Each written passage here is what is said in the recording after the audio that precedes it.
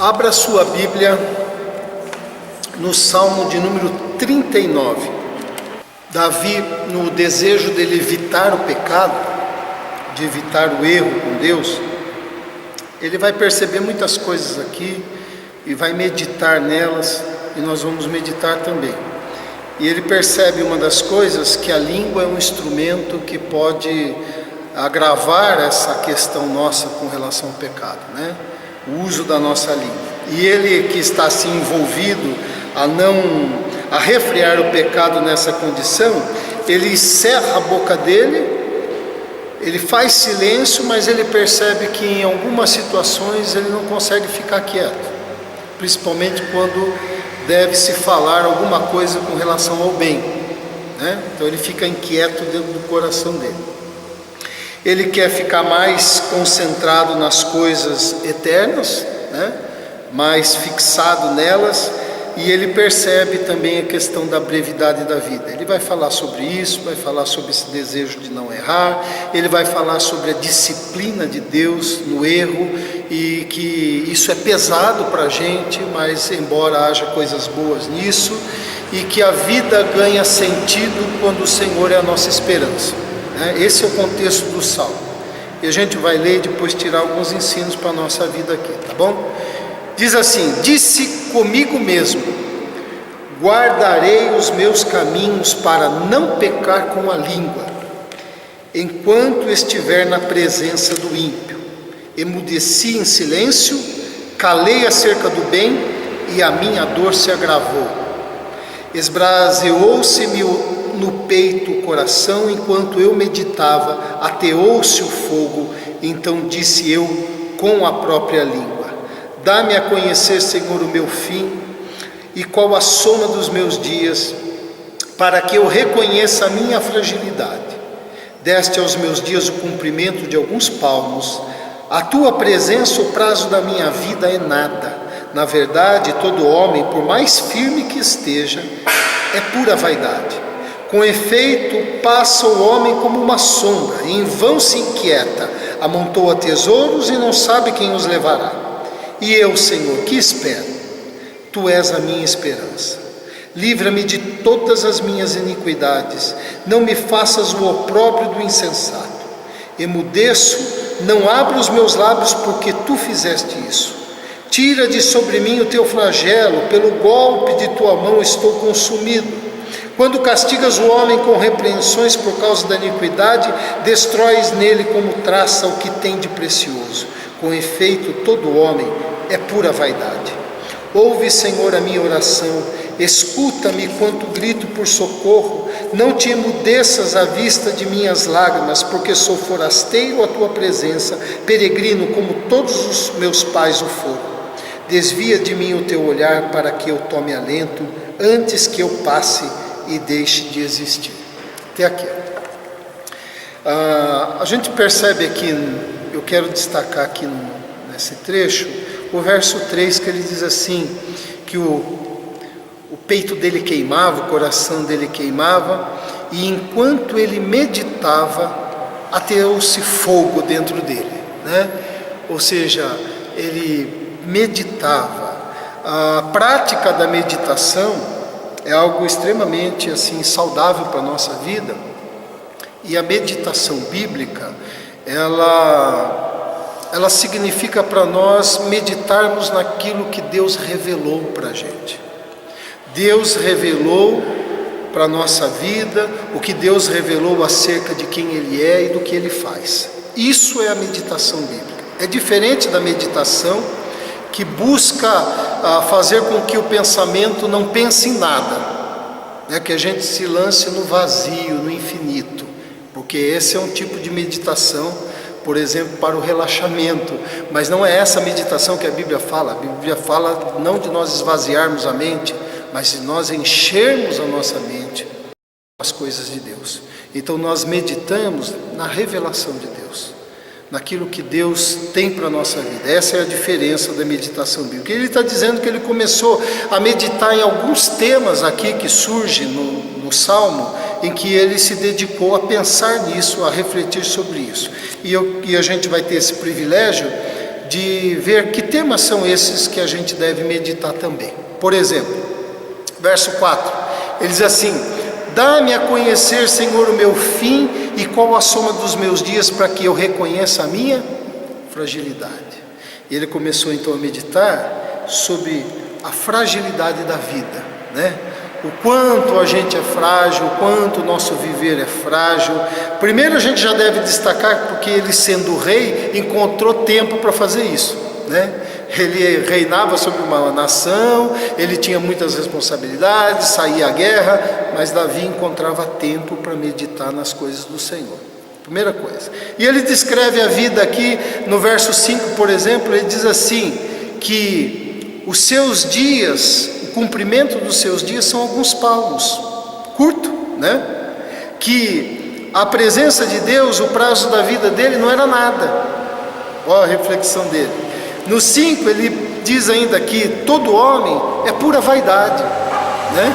É algo muito rápido, muito fútil, né? Essa reflexão que ele está fazendo. O homem passa como uma sombra. No verso 2 ele diz assim que ele é como um forasteiro, alguém que está de passagem. São coisas que a gente sabe com relação à brevidade da vida, mas é bem verdade que na nossa correria, nos nossos compromissos, né, no nosso tempo tão agitado, a gente para pouco para pensar como a gente é frágil, né? A gente lida com o tempo como se fosse nosso, nós não temos poder sobre o tempo. A gente diz que vai fazer isso, vai fazer aquilo, sem saber se amanhã a gente vai estar por aqui ou não, né? A gente conta com a nossa saúde, com a nossa força, mas de fato quem é que sabe o que é que nos espera, né? E essa fragilidade, né, que é uma realidade, a gente percebe o quão frágil a gente é, por exemplo, diante das dores que a gente passa, né? Como a dor física ou a dor emocional abala, né? Nos abala, frágil que nós somos, né? Diante da dúvida, diante do futuro, diante do tempo, diante de causas secundárias, de causas que não foram promovidas por causa da gente, mas que acabam apanhando a gente. Como a gente é frágil diante de tudo isso. E por que isso é importante? Porque quando a gente se percebe desse jeito frágil,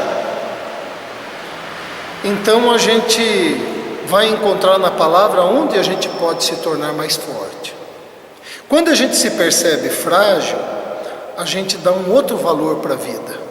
Não é à toa que as pessoas que passam por um momento trágico ou um momento pesado na sua vida, mudam o olhar, né? Mudam o olhar para os relacionamentos, mudam o olhar para as coisas que ela dava valor, muda o olhar percebendo como a gente é tão frágil e como a vida é tão importante, como a vida é um dom, como a vida é um presente de Deus. Todas essas coisas vêm quando a gente toma um susto com relação à vida. Muita gente muda a maneira de viver quando o médico chega e diz algo, um diagnóstico que dá um susto na pessoa. A pessoa revê sua alimentação, a pessoa revê o seu estresse, a sua correria, a pessoa revê a sua vida. Quando a gente percebe a fragilidade da vida, por isso é importante a gente meditar nisso, a gente valoriza mais a vida e procura desfrutar mais, né? A Bíblia diz que a gente deve orar, pedindo a Deus sabedoria para viver. Você lembra que no Salmo 90, escrito por Moisés, um homem já idoso, sábio, se diz a respeito de Moisés, o próprio Deus dá testemunho dizendo que falava boca a boca, face a face com ele com toda essa grandeza diante, né, humanamente falando, ele diz o seguinte para o Senhor: ensina-nos a contar os nossos dias, para que a gente alcance um coração sábio. Não é isso? Então, se Moisés, com toda essa virtude, sentia essa necessidade e pedia para Deus, quanto mais a gente, né? Então a gente deve orar pedindo sabedoria para Deus, para a gente viver essa vida frágil, e a gente também deve sempre lembrar que Deus realmente fala isso. Tiago, por exemplo, diz assim: vós não sabeis o que sucederá amanhã, que é a vossa vida. né? Diante de pessoas que estavam dizendo, eu vou para esse lugar, vou para aquele, vou negociar, vou fazer isso, vou fazer aquilo, porque a minha agenda agora vai ser desse jeito. Ele fala, que é a vossa vida? Nos chamando a depender de Deus, né? Então é importante que a gente esteja meditando na fragilidade da vida. No verso 6 ele tem um outro tema que ele medita. Qual que é aí no verso 6? Com efeito passa o homem como sombra, né? Como uma sombra, falando da fragilidade do tempo. Mas ele diz o que? Em vão se inquieta, amontoa tesouros e não sabe quem os levará. Então ele medita na vaidade das riquezas, né? O quanto também é frágil isso, né? Riquezas, é claro, é dinheiro, é ouro, é prata, mas riqueza também são todas as produções que a gente tem capacidade de fazer na vida, que nem sempre está ligado a dinheiro. Tudo aquilo que a gente consegue produzir através da habilidade, da capacidade que Deus nos deu, é uma riqueza, né? Então a gente deve tomar cuidado, por exemplo, para a gente não se iludir, como se a gente fosse, se essas riquezas fossem durar para sempre, ou como se a gente fosse poder desfrutar dela para sempre, né? A gente deve lembrar que toda riqueza humana, ele traz inquietação para a nossa alma. Por exemplo, como é que eu protejo essa riqueza? Como é que eu mantenho essa riqueza? Como é que eu não perco essa riqueza? Aonde eu concentro essa riqueza? Quem herdará essa riqueza? O que fará com essa riqueza? Olha as inquietações e preocupações, né, que passam pela nossa cabeça, né? E a própria preocupação de não deixar o coração ser firmado nelas, né? Aprender a tê-las, desfrutar com equilíbrio. Quando o homem se lança a acumular essas riquezas, buscar essas riquezas, o que a gente tem visto?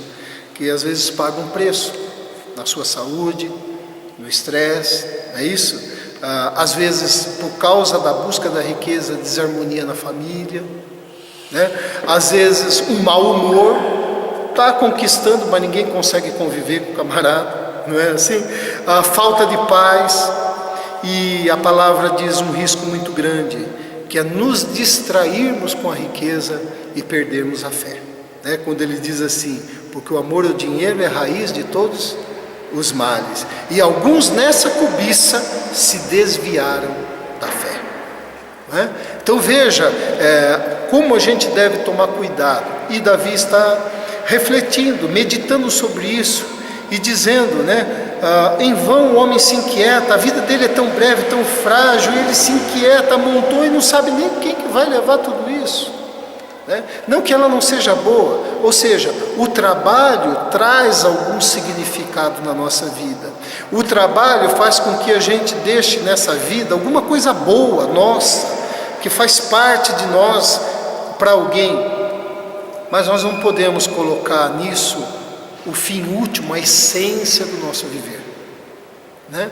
A gente deve aprender a trabalhar, a desfrutar do que trabalhou, a repartir aquilo que é uma riqueza que Deus nos deu, que não é só dinheiro, porque, por exemplo, quando você entregue a sua vida a Cristo, começa a ser transformado no caráter de Jesus e começa a apresentar na sua vida amor, alegria, paz, paciência, bondade, domínio próprio, mansidão, não é isso?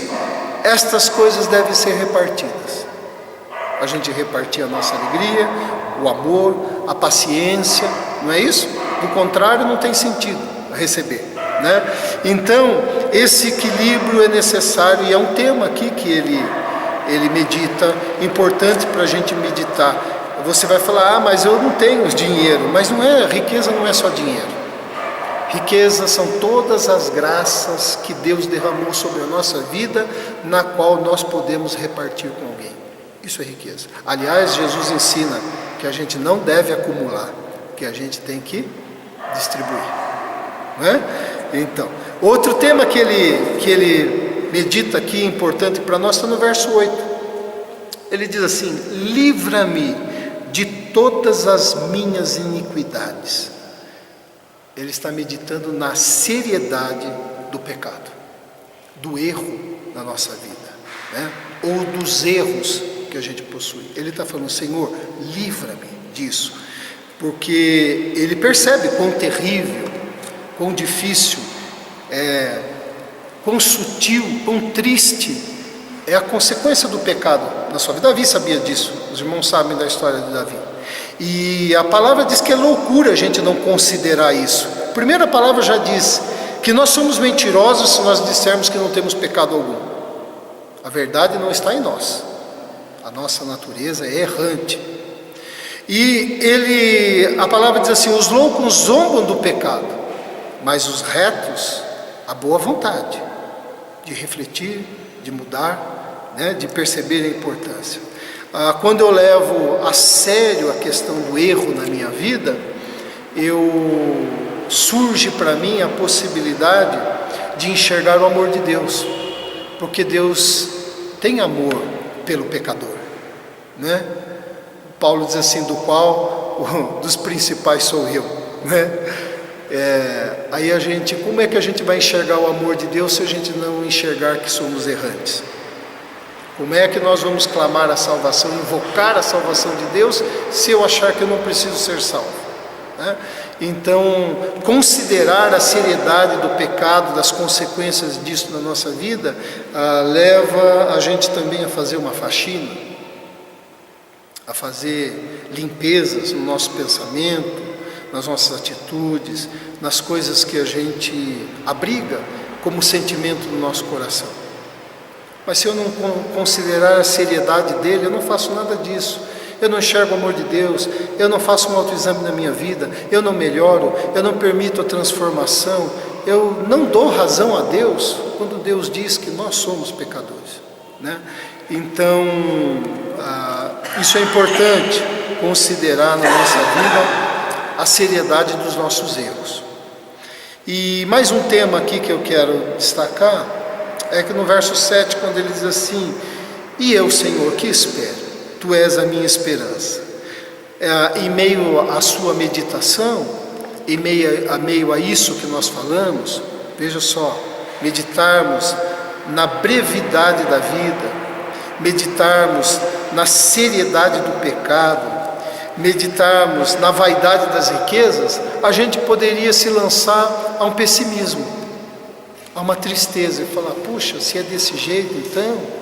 Mas ao contrário, ele faz essa meditação diante do Senhor e ele não fica deprimido nem pessimista, mas ele se lança à fé. Ele diz: e eu, Senhor, que espero? Tu és a minha esperança, né?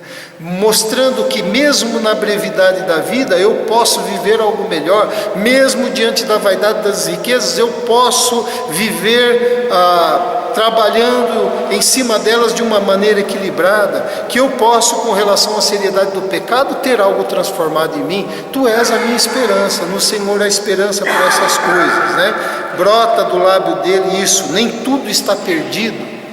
Com o Senhor a gente vence essas coisas, a esperança de comunhão, a esperança de transformação, de novos pensamentos, de novos projetos, de novas avaliações na vida, de novos caminhos. Graças a Deus que essa esperança está presente na nossa vida. Sem ela, nenhum de nós teríamos a chance que nós tivemos já e temos todo dia de recomeçar.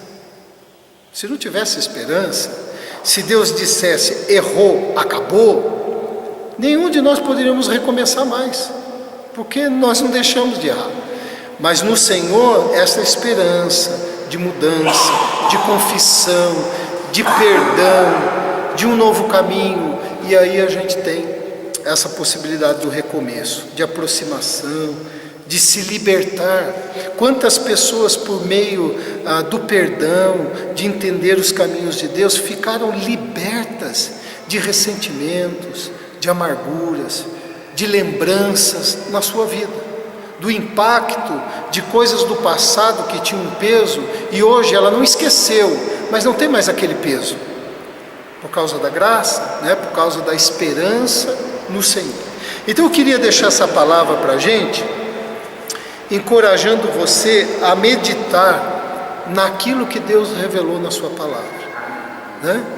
Essa é a nossa meditação. Enxergar o que Deus revelou a respeito dele e a respeito daquilo que ele faz, a respeito do que ele diz a nosso respeito, né? E das possibilidades da gente ter uma vida diferente. Refletirmos sobre a fragilidade da vida, sobre as vaidades das riquezas, da seriedade do pecado, mas nos entregarmos à esperança no Senhor, como Davi está fazendo, porque a meditação no Senhor produz saúde para a gente. Amém? Pai querido, obrigado pela tua palavra, Senhor. Obrigado porque aprendemos aqui com a devoção de Davi, com a sua meditação acerca da vida na qual nós também fazemos parte, das coisas, de temas importantes, para de vez em quando, com a maior frequência possível, estarmos meditando, refletindo, porque trarão para nós, Pai, equilíbrio, trará para nós, Senhor, cura muitas vezes, trará para nós um direcionamento melhor no dia a dia. Obrigado, Deus, por isso, porque aquilo que o Senhor fala é o melhor para nós, aquilo que o Senhor faz é o melhor para nós, e obrigado porque nós temos acesso ao Senhor para meditar no Senhor e na sua vontade. Que essa palavra seja um encorajamento para todo aquele que ouvir, que possamos não esvaziar a nossa mente, mas encher a nossa mente com a tua presença e a tua vontade, em nome de Jesus. Amém. Amém? Deus abençoe então. Dê um abraço aí no seu irmão.